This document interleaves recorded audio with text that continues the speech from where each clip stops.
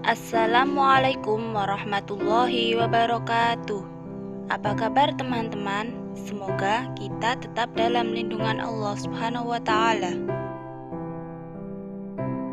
Kepada yang terhormat Bapak Nurdi, Sarjana Agama Magister Pendidikan, selaku dosen pengampu mata kuliah Sejarah Pendidikan Islam.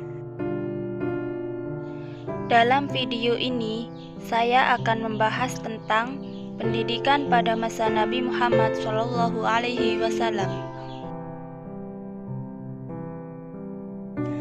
Pembahasan pada bab ini meliputi 1. Pendidikan Islam pada masa Nabi Muhammad yang dibagi menjadi 2 periode, yaitu periode Makkah dan periode Madinah. Yang kedua, metode pendidikan pada masa Nabi Muhammad, dan yang ketiga, tujuan pendidikan pada masa Nabi Muhammad.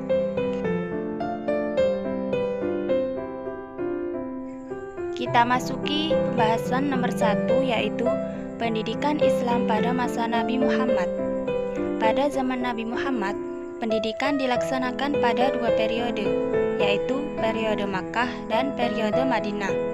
Periode Makkah sebagai fase awal pembinaan pendidikan Islam dan berpusat di Makkah. Sedangkan periode Madinah sebagai fase lanjutan pembinaan pendidikan Islam dan sebagai pusat kegiatannya.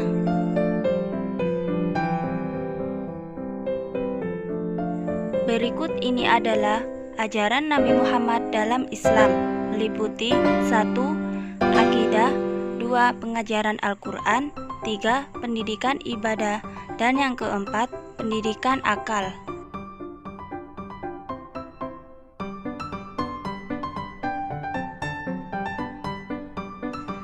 Pendidikan agama Islam pada masa Nabi Muhammad. 1. Pendidikan Islam pada masa Nabi Muhammad di Makkah, yaitu A. Pendidikan keagamaan, B. Pendidikan akliyah dan amaliyah, C. Pendidikan akhlak dan budi pekerti, D. Pendidikan jasmani atau kesehatan.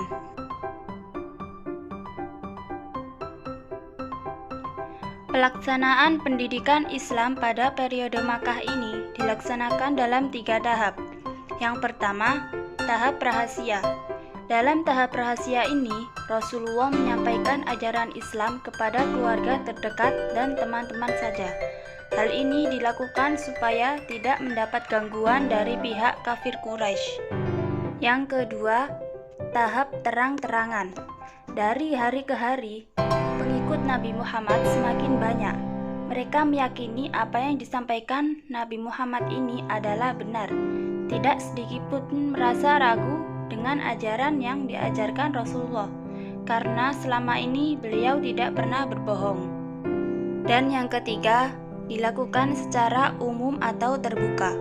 Nabi Muhammad merubah strategi dakwahnya dari seruan yang terfokus kepada keluarga terdekat beralih kepada seruan untuk umum.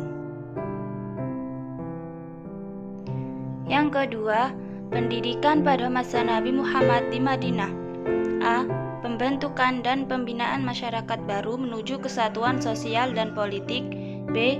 Pendidikan sosial politik dan kewarganegaraan. C. Pendidikan anak dalam Islam.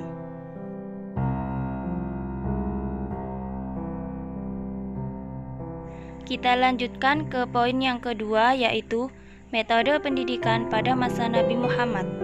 Metode pendidikan Islam merupakan unsur dari sistem pendidikan Islam.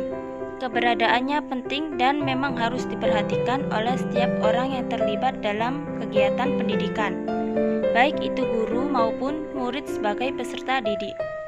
Secara sederhana, kata metode dapat dipahami sebagai suatu cara yang dapat ditempuh untuk mencapai tujuan.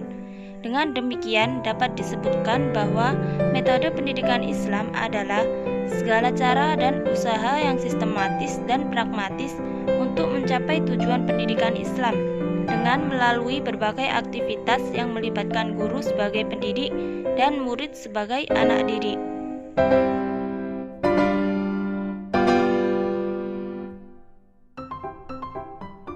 Berikut ini adalah metode pendidikan yang diterapkan pada masa Nabi Muhammad, yaitu 1.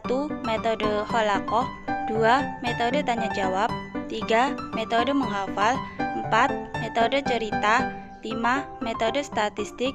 6. Metode lukisan. Dan yang ketujuh adalah bahasa isyarat.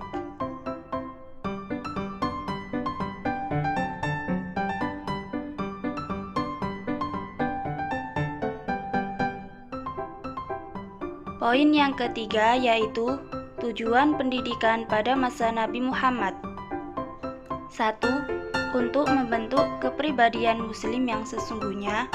2. Beriman dan bertakwa kepada Allah Subhanahu wa taala. 3. Melaksanakan ibadah yang wajib maupun sunnah. 4. Berakhlakul karimah. 5. Taat dan patuh terhadap perintah Allah dan Rasul. 6. Melaksanakan hukum-hukum Islam dengan sukarela.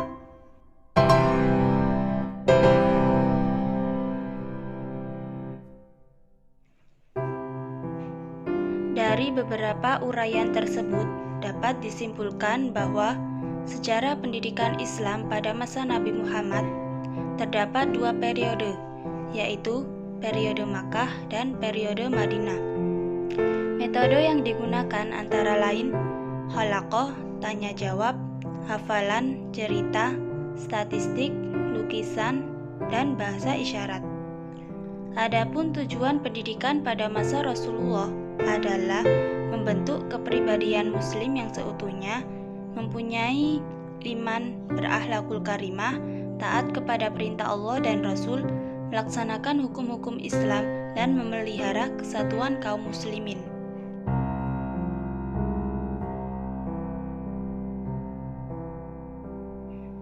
Cukup sekian presentasi yang dapat saya sampaikan. Kurang lebihnya, saya mohon maaf yang sebesar-besarnya. Saya akhiri. Wassalamualaikum warahmatullahi wabarakatuh.